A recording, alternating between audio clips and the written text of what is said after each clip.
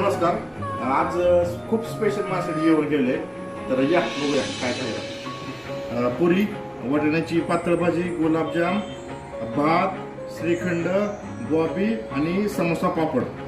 तर आजचा बेत खूप उत्कृष्ट होणार आहे. तर या सगळे जेवायला बघू. आणि राईसचा तर खूप वास येतोय.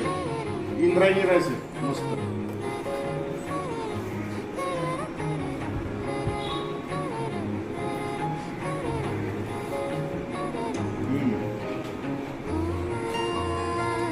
वाटाणे खूप छान आहे.